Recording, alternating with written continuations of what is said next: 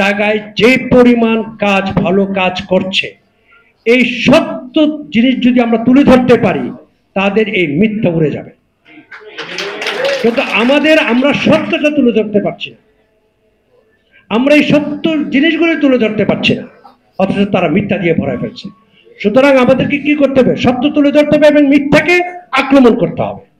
এবং সোজা কথা, আজকে আমি যেটা হচ্ছে বাংলাদেশ ন্যাশনাল সাইবার ফোর্স, আমি বলি সাইবার ফোর্স না, সাইবার আর্মি বানা, আমাদেরকে আর্মি বানাইতে হবে।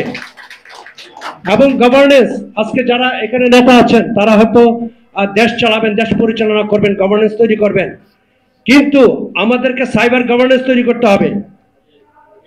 এটা অত্যন্ত জরুরি, কারণ আমি মনে করি এই নির্বাচনের পর এটা আরো বেড়ে যাবে। সুতরাং এখন থেকেই এই প্রস্তুতিটা আমাদের নিতে হবে। যে যেই দলটি আমাদের বিরুদ্ধে এত ডিসইনফরমেশন করছে, আসলে এরা কারা? আপনি একটা জিনিস যদি খেয়াল করে দেখেন, যে এই দলটি কিন্তু একজন বিদেশির হাতে প্রতিষ্ঠিত দল, বাংলাদেশের একমাত্র দল, আমি জানি না আর কোন দল আছে কিনা, যে বিদেশিদের হাতে তৈরি দল, বিদেশির দ্বারা প্রতিষ্ঠিত। মওদুদীকে দেশি, বাংলাদেশি, বাঙালি।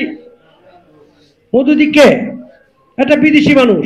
এই বিদেশির প্রতিষ্ঠিত দল একটি বিদেশি দল, যার এখন পর্যন্ত নাকি আপনার কেন্দ্রীয় অফিস নাকি লাহোরে। এইরকম একটি দল আজকে আমার বাংলাদেশকে কিভাবে চলতে হবে সেটা শেখা। আজকে বাংলাদেশকে ভালোবাসার কথা বলে, আরে বাবা, মাথায় বাংলাদেশের পতাকা পট্টি বাঁধলেই দেশপ্রেমিক হওয়া যায় না। দেশপ্রেমটা হচ্ছে বুকের ভিতরে। তো সুতরাং এদের কাছ থেকে আমাদের সাবধান থাকতে হবে, এই গুপ্ত বাহিনীর কাছ থেকে আমাদের সাবধান থাকতে হবে, তাদের কার্যক্রম থেকে আমাদের সাবধান থাকতে হবে। আমাদের এই সাবধানতাটা পুরো ব্যাপারটি হচ্ছে এই যে সাইবার ফোর্স আমরা তৈরি করলাম, এই সাইবার ফোর্সের প্রতিটি কর্মীর আমি মনে করি যে এটি একমাত্র উদ্দেশ্য হওয়া উচিত, যেটি হচ্ছে একটি কাজ, সেটি হচ্ছে যে এই যে সোশ্যাল মিডিয়া, এই যে আমাদের ভার্চুয়াল জগৎ, আমি যেটাকে বলি ভার্চুয়াল ওয়ার্ল্ড, এই ভার্চুয়াল ওয়ার্ল্ডে উই হ্যাভ টু কেয়ারফুল। মানে এই যে এখানে কারা কারা আছে, কারা কারা চলছে। একজন বক্তা বলেন পিনাকি এবং আরো কার জন্য activist. No, they are not activist.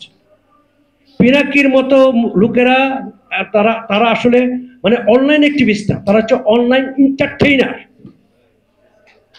তারা কিছু মানুষকে এন্টারটেইনিং করে, that's all. They are not activist. একটা অ্যাক্টিভিস্ট কখনোই একটা দেশের বিরুদ্ধে কথা বলতে পারে না।